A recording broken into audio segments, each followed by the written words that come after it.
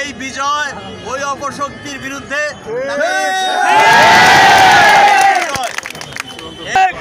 আজকের যে বিজয় বিপুল ভোটে আপনারা সোলাকুড়ি থেকে 4 বার নির্বাচিত চেয়ারম্যান তাকে উপজেলা নির্বাচনে যে বিপুলভাবে ভোট দিয়ে বিজয় করেছেন, এই বিজয় ওই অপশক্তির বিরুদ্ধে এই বিজয় আমাদেরকে ধরে রাখতে হবে। চূড়ান্ত বিজয় হবে যখন আমরা এই মধুপুরকে আমাদের স্বপ্নের আধুনিক মধুপুর হিসাবে গড়ে তুলতে পারবো। সেই গঠনে ইয়াকুব হবে আমার একটি বড় শক্তিশালী। ইয়াকুব আমাকে সহযোগিতা করবে, আমি আপনাদেরও সহযোগিতা চাই। সকলে মিলে আমি একটা কথা বলি, আমরা যদি গোলাবাড়ি ইউনিয়নে একটা সেন্টারও জিতে থাকি সেটাও আমাদের বিরাট বিজয়। আমরা 3টা সেন্টারে আমরা গোলাবাড়িতে বিজয় হয়েছি। আমি আপনাদেরকে আন্তরিকভাবে ধন্যবাদ এবং কৃতজ্ঞতা জানাই। আমার দৃষ্টিতে এই বিজয়টা যে আমাদের কত বড় বিজয়, জন্য যে কঠোর পরিশ্রম, যে জীবনের ঝুঁকি নিয়েছেন, যেভাবে লড়াই সংগ্রাম করেছেন জীবন বাজি রেখে, আমার ভাষা নাই তার অভিনন্দন জানাই, কৃতজ্ঞতা জানানোর জন্য। আমি ইনশাল্লাহ আমি আপনাদের সম্মান রাখবো, আপনারা আমার জন্য দোয়া করবেন, আমরা মধুপুরকে সত্যিকারের একটা উন্নত মধুপুরে রূপান্তর। আমাদের মধুপুরের একটা অপশক্তির বিরুদ্ধে, ন্যায়ের পক্ষে অন্যায়ের বিরুদ্ধে, সত্যের পক্ষে মিথ্যার বিরুদ্ধে একটা অবস্থান নিয়ে আমরা একটা বৎসর সংগ্রাম লড়াই করতেছি। সেই সংগ্রাম লড়াইয়ের একটা পর্যায়ে বিগত 7 জানুয়ারি নির্বাচনে আমাদের প্রাথমিক একটা বিজয় আমরা ছিনিয়ে এনেছিলাম। পরবর্তীতে জানুয়ারি মাস থেকেই এই দীর্ঘ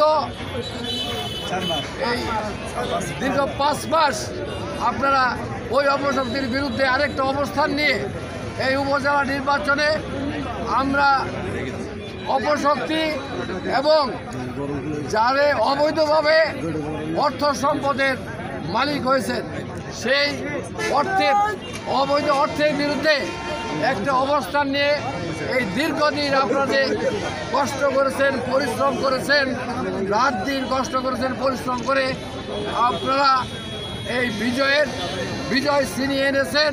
সেই পর্যায়ে আপনারা বীর, মধুপুরের বীর হিসাবে আপনারা প্রমাণ করেছেন।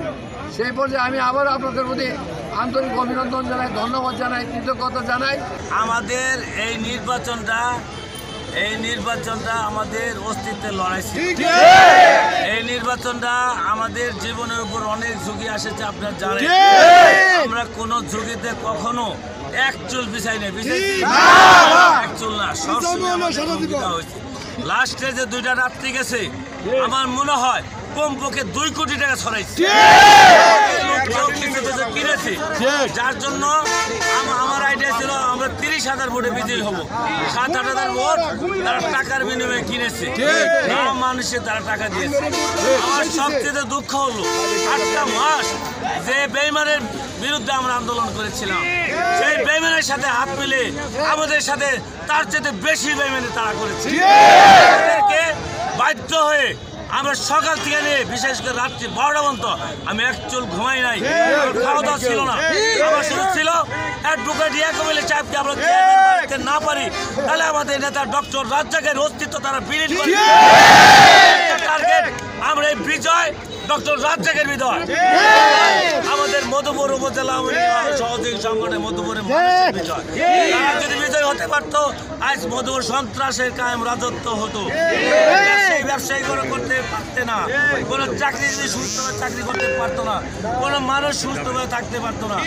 রাব্বুল আলামিন আমাদেরকে সহায় করেছে। যে বেঈমানেরা বেঈমানি করেছে আমরা কখনো তাদেরকে মেনে সুন্দর সুস্থভাবে সাজে আমরা এই দলটা করব। ডক্টর রাজ্জাক একজন ভালো মানুষ, আমরা ভালো মানুষ মধুপুর উপজেলা একটা মডেল উপজেলা আমরা তৈরি করব। আমাদের নেতা ডক্টর রাজ্জাক এমপি আমাদের অ্যাডভোকেট ইয়াকুবুল উপজেলার চেয়ারম্যান, আমি মেয়র, আর যারা কোন দুর্নীতি মধুপুর হতে দেব না। মধুপুর শহরে ছাত্রলীগ, যুবলীগ, আওয়ামী লীগ কেউ কোনো চাঁদাবাজি করে নাই, কোনো সন্ত্রাস করে নাই, কারো গায়ে একটা টুকা দেয় নাই, কারো চোখের দিকে তাকাই নাই। এটাকে বিএনপি, অন্যান্য রাজনৈতিক দল, আমাদের সংখ্যালঘু হিন্দু সম্প্রদায়, আমাদের গারো ভাইয়েরা সকলে মধুপুরে শান্তিতে বাস করতে পেরেছে। এটা কিন্তু একটা অন্যতম কারণ। মধুপুর একটা বাংলাদেশের জন্য একটা আদর্শ, কাজেই এটাকে আমরা শান্তি সম্প্রীতির শহরে রূপান্তর করব।